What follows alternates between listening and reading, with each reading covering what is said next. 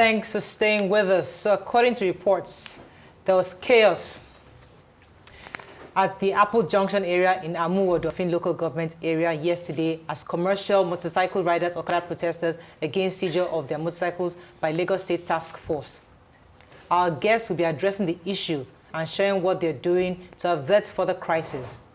Joining us on the show is Commissioner for Police, Mr. Hakeem Odumosu. Good morning, sir. Are you there?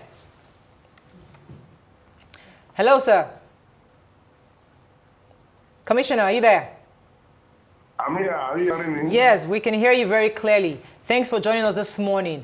So yesterday at the Apapa Oshodi Expressway, there was quite a bit of chaos as police officers who tried to stop Okada riders were obviously attacked, and there were bonfires everywhere. And many Lagosians are worried about the capacity of the Nigerian police in Lagos State to protect life and property after the aftermath of the protests. Well, thank you very much. I want to assure all Nigerians, all foreigners living in Lagos, geographical area, that the police in Lagos State is capable. We are prepared, we are determined, and we have strategies in place to protect their lives and property. What happened yesterday is just part of the strategies. If you recall, on Friday, Saturday, Sunday, we were at Aja, where 720 people were arrested. So we are equally, so the property stolen from police station at Aja were recovered, arms recovered.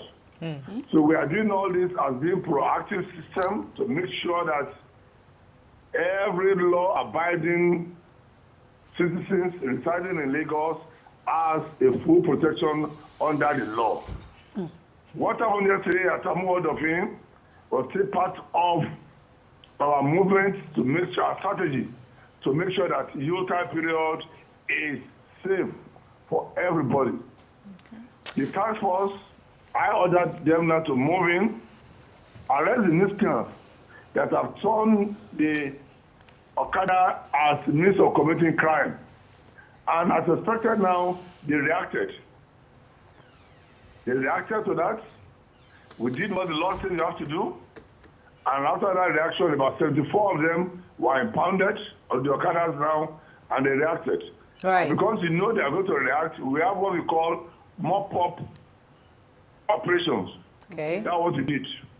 So they blocked the road, burn tires all over, but we curtail the whole thing and make sure that there is no single law-abiding citizens residing in this Lagos State that can say he or she was affected. Okay. And that's all right. I was affected, sir. Yeah. So I live on that axis of town, and it's a unique place part of Lagos. A lot of chaos. People thrive in chaos in that side of town. So you see trucks blocking off a road that other commuters can use and parking on the roads. The Okada becomes the last resort of every other motor user. My husband has never taken his car to the office for the past 2 years because, of course, he cannot get out of that traffic. So there's a peculiar nature of Apapa. And every time we talk to government, they will say it's Apapa. So I don't understand why suddenly now Okada riders are being attacked, because when I drove into Apple Junction yesterday, in fact, I can't describe how I made it home yesterday. But the truth is, why now? Why the Okada riders? Why are we not dealing with the issues in Apapa? You know, it would be nicer to see police officers clearing off traffic so people can pass and everywhere is safe and we see their presence than, you know, picking on certain people.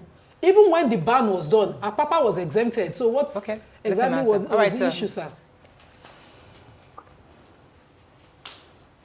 Did you get that, sir? I got you. She's still talking. Let me hear her. Now, you know the issue in Apapa. There was a press conference I gave yesterday, and I said that if you don't want the noise of an aeroplane, don't move closer or don't reside within airport vicinity. Oh. The same thing, if you don't want to see the sight, the traffic of containers, they don't go closer to the seaport. In that case, We have where we call the seaport environment. That environment is where you must see containers all over the world, not only in Lagos. Wherever we have ports now, we have vessels coming in, we have trucks that are conveying the goods or the vehicle or the vessels now into the hinterland now, they are more the traffic. Now, Apple Junction is not within, it's in the Festac, it's not within the port area, it's not within the port corridor at all. We are talking of port corridor, we are talking of Mile 2, we are talking of Second Rainbow. From Relay to Ijora, that's that axis. Coming from Tinkan, turning from our port to Ijora Sifas, to Ijora Police, that is Ijora Lopa, and the bridge coming to the port, that is port environment. There's no way we can avoid seeing traffic in that area. That is known worldwide. Port Okay, I have to. The same thing. So now what I'm going to say, Apple Junction is outside port environment. Apple Junction is within the within the residential and business environment of Festac. So it's completely outside that. Okay. So we are now just opposing that of Apapa as well as Apple Junction. They are two different environments entirely. Okay, let me go ahead, Mariam. yeah, okay. I have a question, but just as a follow-up based on what you've just said, you are talking, I mean, if we were to go by what you have just explained, I think everybody should just leave Lagos because I live in Surulere and containers are almost on my head. We know that what is happening in Apapa is affecting many areas in Lagos, just the backflow of everything that's going on there. So that's on one side. But my question now to what you say is the core of the matter, the Okada riders yesterday. I asked a few people why there was such a pushback from these Okada riders. And some of the stories I hear is that they understand the role of the task force, to maintain the order within the states. And if the bikes are in the way, they should be cleared out. But there's a story that's been going on over and over is that sometimes the bikes are targeted at the new bikes, and then they take them away, and when they go to bail them out or get their bikes back, they are gone. And sometimes they are told that they are sold. Do you know of this? Do you understand that these are some of the problems that these people have? And what is the police doing to address it? Now, there's always a blackmail syndrome. Once the Okadas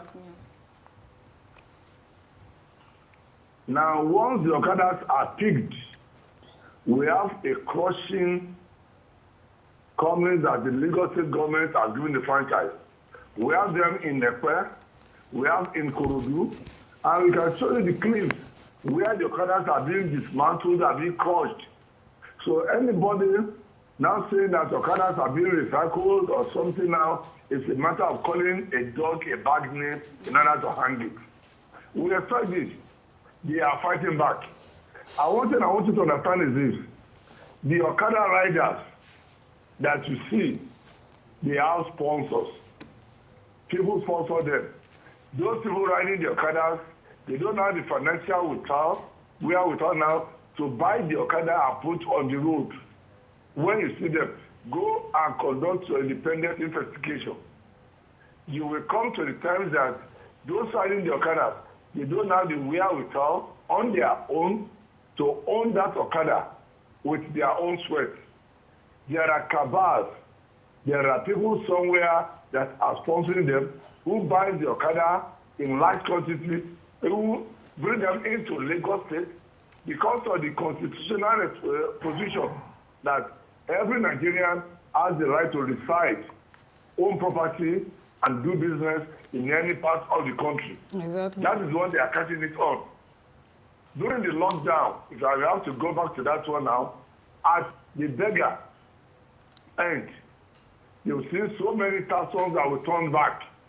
Some of them coming with Okada. Somebody sponsored them. Right now, the Lagos State government is in court with some sponsors of those bringing Okada in.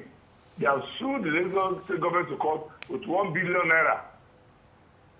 All right, we have very little time, so let me just let you have to wrap up with you right so now. I really need to understand your position when I spoke earlier about Apapa, because when you use Apapa, it's a general term for Apapa and all the environs. So when you say Apple Junction is not Apapa, you're correct. It's a residential area. But I can tell you about 3 or 4 terminals on the commercial avenue from ABC down to Ijesha. That's how I had to drive. It's a terrible condition, and Okada is also the resort for workers living there.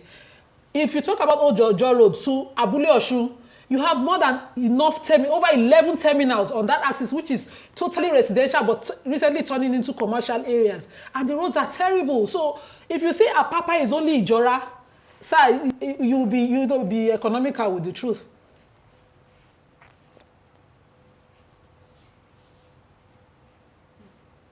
Are you there, sir? I'm hearing you. Please, would you like to respond to that before you run out? I'm not hearing you. You didn't hear that? I'm not hearing you. Okay, unfortunately, we have to wrap up on this. We might have to bring you back again to get more clarity. There are people that live within that region and they want within that axis, and they wouldn't want to say that they assume that they need to move away. They say that if they live there, they should know that they're the tankers and they must get adjusted to that lifestyle. I'm not sure that is the right approach at this point. However, we'll bring you back for better clarity on this subject. We have to move on now. Stay with us. We'll be right back.